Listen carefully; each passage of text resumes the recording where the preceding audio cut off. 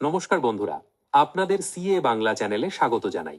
আপনি যদি সম্প্রতি পশ্চিমবঙ্গে কি ঘটছে তা দেখে থাকেন, তাহলে আপনি জানেন যে 2026 সালটি এই রাজ্যের জন্য কোনো সাধারণ বছর নয়। চারিদিকে রাস্তা তৈরি হচ্ছে, রেলওয়ে রূপান্তরিত হচ্ছে, বন্দরগুলো আপগ্রেড করা হচ্ছে, শিল্প পার্ক গড়ে উঠছে, এবং কেন্দ্রীয় সরকার ও আন্তর্জাতিক সংস্থাগুলো থেকে বিলিয়ন বিলিয়ন টাকার বিনিয়োগ আসছে। চলুন, আজ আমি আপনাকে 2026 সালে পশ্চিমবঙ্গের বড় বড় উন্নয়ন প্রকল্পগুলো নিয়ে সহজ বাংলায় বিস্তারিত জেনে নিই। আপনি কলকাতা, শিলিগুড়ি, পুরুলিয়া, মেদিনীপুর বা বাংলার যে কোনো জায়গা থেকে হন না কেন, আজকের ভিডিওতে এমন কিছু আছে যা সরাসরি আপনার জীবনকে প্রভাবিত করে। তাহলে চলুন শুরু করা যাক। পশ্চিমবঙ্গ হচ্ছে ভারতের সবচেয়ে জনবহুল এবং অর্থনৈতিকভাবে গুরুত্বপূর্ণ রাজ্যগুলোর একটি। এটির একটি কৌশলগত অবস্থান রয়েছে। একদিকে বাংলাদেশ, অন্যদিকে নেপাল ভুটানের সীমান্ত ভারতকে সমগ্র উত্তর পূর্ব অঞ্চলের সাথে যুক্ত করে। দশকের পর দশক ধরে এই রাজ্যের অবকাঠামোর দিক থেকে পিছিয়ে থাকার খ্যাতি ছিল, কিন্তু জিনিসগুলো বদলে গেছে এবং খুব দ্রুত বদলাচ্ছে। 2026-এর কেন্দ্রীয় বাজেটে পশ্চিমবঙ্গ একটি উল্লেখযোগ্য উৎসাহ পেয়েছে। রেলওয়েতে বরাদ্দ টাকা একাই গত এক দশকের তুলনায় 3 গুণেরও বেশি বেড়েছে। 2009 থেকে 2014 সালের মধ্যে গড় বরাদ্দ ছিল প্রায় 4,380 কোটি টাকা প্রতি বছর, কিন্তু 2026-27 অর্থ বছরে সেই সংখ্যা প্রায় 14,205 কোটি টাকায় পৌঁছেছে।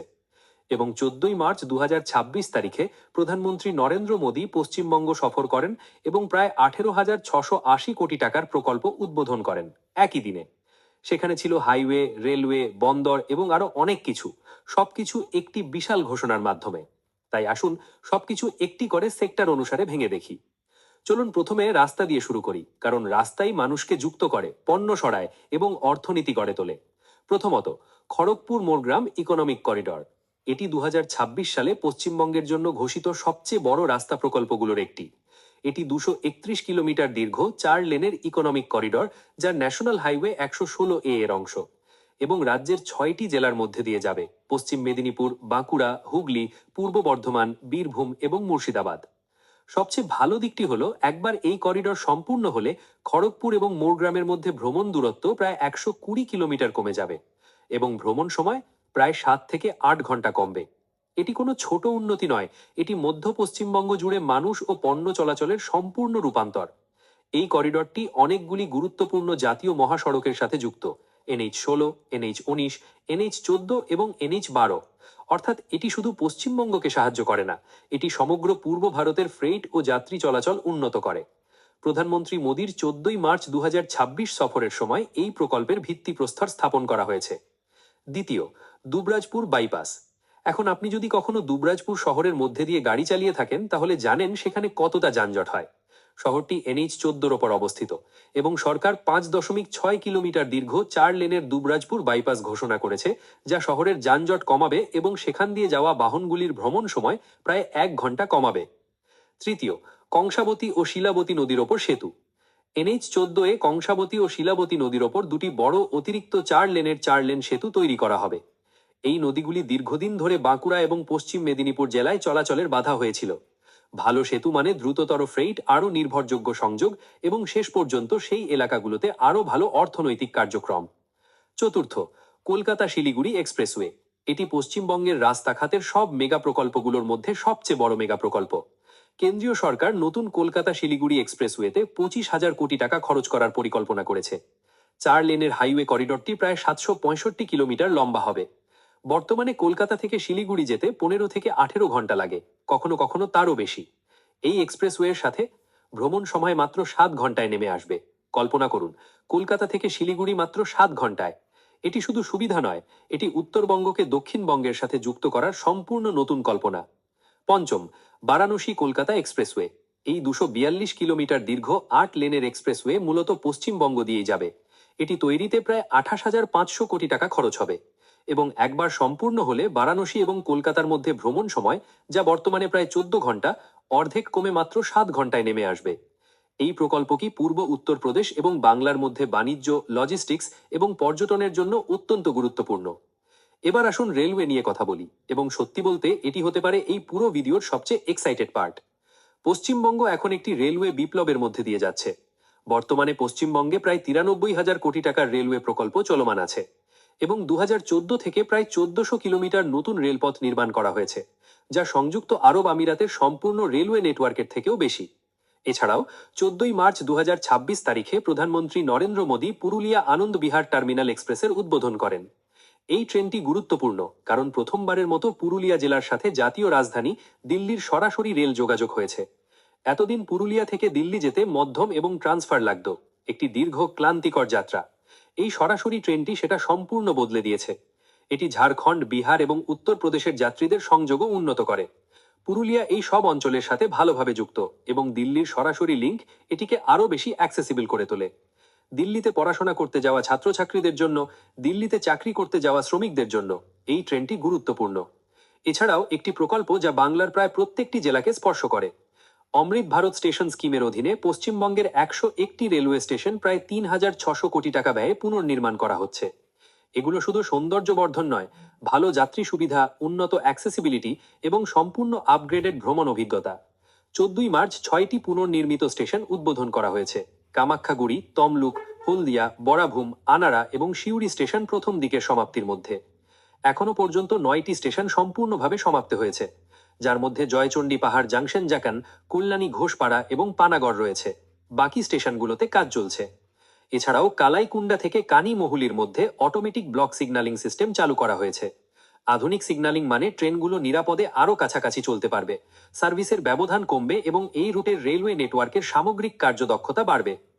ভারতের স্বদেশী ট্রেন সুরক্ষা ব্যবস্থা কবচ ইতিমধ্যেই পশ্চিমবঙ্গে 105টি রুটে মোতায়েন করা হয়েছে এবং আরও 1041 কিলোমিটারে কাজ চলছে। কবচ এমন একটি সিস্টেম যা ট্রেনের সংঘর্ষ প্রতিরোধ করে, স্বয়ংক্রিয়ভাবে ব্রেক লাগায় যদি সিস্টেম দুর্ঘটনার ঝুঁকি শনাক্ত করে। পশ্চিমবঙ্গের রেলওয়ে নেটওয়ার্কের জুড়ে এটি বাস্তবায়ন করা একটি বিশাল নিরাপত্তা আপগ্রেড। এবার আসুন বন্দে ভারত ও অমৃত ভারত ট্রেন নিয়ে কথা বলি।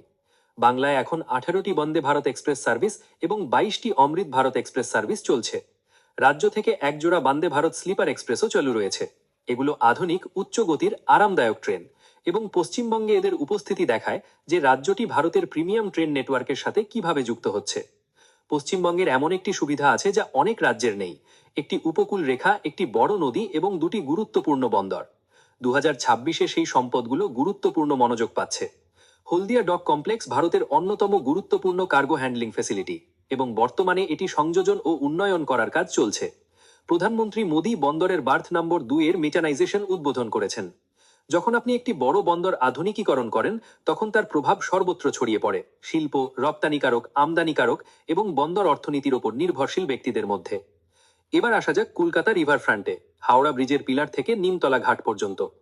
এটি এমন একটি প্রকল্প যা কলকাতা কেমন দেখায় ও অনুভব করে তা সরাসরি প্রভাবিত করবে। হাওড়া ব্রিজের পিলার থেকে নিমতলা ঘাট পর্যন্ত কলকাতা রিভার ফ্রন্ট বরাবর ব্যাংক প্রোটেকশন কাজ চলছে। এটি ঐতিহাসিক নদীর তীরকে ক্ষয় থেকে রক্ষা করে এবং এই আইকনিক অংশ বরাবর সৌন্দর্যায়ন এবং জনসাধারণের প্রবেশাধিকারের সম্ভাবনা উন্মোচন করে। তারপর রয়েছে তাজপুর, পশ্চিমবঙ্গের প্রথম ডিপ সি পোর্ট। পূর্ব মেদিনীপুর জেলায় অবস্থিত এই পোর্ট প্রকল্পটি বছরের পর বছর আলোচনায় ছিল এবং এটি এগিয়ে যাচ্ছে। প্রস্তাবিত মোট বিনিয়োগ প্রায় 25,000 কোটি টাকা, বন্দরের জন্য 15,000 কোটি এবং বন্দর সম্পর্কিত অবকাঠামোর জন্য আরও 10,000 কোটি। এই প্রকল্পটি 25,000 মানুষের জন্য সরাসরি কর্মসংস্থান তৈরি করবে বলে আশা করা হচ্ছে। একবার চালু হলে তাজপুর বাংলার সামুদ্রিক বাণিজ্যের জন্য একটি গেম চেঞ্জার হবে। বাংলা শুধু রাস্তা এবং স্টেশন তৈরি করছে না, 2026-এ রাজ্যটি উল্লেখযোগ্য শিল্প বিনিয়োগও দেখছে। 1. Salboni ultra super critical thermal tower plant. পশ্চিম মেদিনীপুরে সলবনিতে একটি ultra super critical thermal power plant তৈরি করা হচ্ছে। পরিকল্পনায় 4টি ইউনিট, প্রত্যেক 800 মেগাওয়াট, মোট ক্ষমতা 3200 মেগাওয়াট। ধাপে ধাপে তৈরি করা হবে। এই প্ল্যান্টটি সম্পূর্ণ হলে ভারতের সবচেয়ে কর্কশ এবং পরিষ্কার কয়লা ভিত্তিক বিদ্যুৎ কেন্দ্রগুলোর একটি হবে। 2. Battery energy storage manufacturing, Uttarpara. এটি ভবিষ্যতের একটি ঝলক। হুগলি জেলার উত্তরপাড়ায় একটি নতুন battery energy storage system manufacturing unit স্থাপন করা হচ্ছে। পরিকল্পনা হলো 5000 মেগাওয়াট ঘন্টা বিইএসএস ম্যানুফ্যাকচারিং ইউনিট তৈরি করা। বিনিয়োগ অনুমান করা হয়েছে 12,000 কোটি টাকা। 2025-এর ডিসেম্বর পর্যন্ত প্রায় 350 একর জমি চিহ্নিত এবং অনুমোদিত হয়েছে। ভারত যখন নবায়নযোগ্য শক্তিতে রূপান্তরিত হচ্ছে, তখন ব্যাটারি স্টোরেজ অত্যন্ত গুরুত্বপূর্ণ এবং পশ্চিমবঙ্গ এই প্রযুক্তির একটি বড় উৎপাদন কেন্দ্র হতে পারে। 3. Solar energy initiative. পশ্চিমবঙ্গের জন্য একটি নবায়নযোগ্য শক্তি প্রকল্প পরিকল্পনায় রয়েছে, যেখানে 1 থেকে 2 গিগাওয়াট ক্ষমতার সোলার সেল ম্যানুফ্যাকচারিং ফ্যাসিলিটি এবং নতুন সোলার পাওয়ার জেনারেশন ইউনিট থাকবে। এবার উন্নয়ন শুধু ইস্পাত এবং কংক্রিটের বিষয় নয়, মানব সম্পদ, স্কুল, পুষ্টি, শিশু উন্নয়ন সমান গুরুত্বপূর্ণ। মার্চ 2026-এ পশ্চিমবঙ্গ সরকার Asian Development Bank funded programme 4,648 কোটি টাকা অনুমোদন করেছে। এই প্রকল্পগুলি দুটি গুরুত্বপূর্ণ ক্ষেত্রকে লক্ষ্য করে।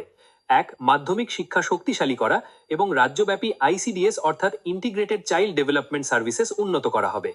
এছাড়াও পশ্চিমবঙ্গে 3টি বড় ইন্ডাস্ট্রিয়াল করিডোর তৈরি হচ্ছে। এক, রঘুনাথপুর তাজপুর করিডোর, এটি পশ্চিমবঙ্গের ইন্ডাস্ট্রিয়াল বেল্টকে নতুন তাজপুর ডিপ সি পোর্টের সাথে যুক্ত করে। 2, দাকুনি কল্যাণী করিডোর, এটি বাংলার সবচেয়ে ইন্ডাস্ট্রিয়ালাইজড অঞ্চলের মধ্যে দিয়ে চলে, দাকুনিকে কল্যাণীর সাথে যুক্ত করে।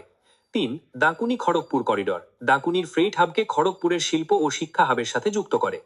এই 3টি করিডোর একসাথে দক্ষিণ ও মধ্য পশ্চিমবঙ্গের একটি বড় অংশ জুড়ে ইন্ডাস্ট্রিয়াল কার্যক্রমে ত্রিভুজ তৈরি করবে। এখন আসুন এক ধাপ পিছিয়ে বলি, এই সব কিছুর আসলে পশ্চিমবঙ্গের জন্য অর্থ কি? পশ্চিমবঙ্গ বদলাচ্ছে, তবে এগুলোর কোনোটি রাতারাতি ঘটে না। এর বেশিরভাগ প্রকল্প সম্পূর্ণ হতে 3 থেকে 5 বছর লাগবে, এমনকি কিছু আরো বেশি সময় নেবে। এবং যদি আপনার কোনো প্রশ্ন থাকে অথবা আমি যদি কোনো প্রকল্প মিস করে থাকি যা আপনি জানতে চেয়েছিলেন, নিচের কমেন্ট সেকশনে লিখুন, আমি প্রতিটি কমেন্ট পড়ি। পরের ভিডিওতে আবার দেখা হবে, ততক্ষণ ভালো থাকুন।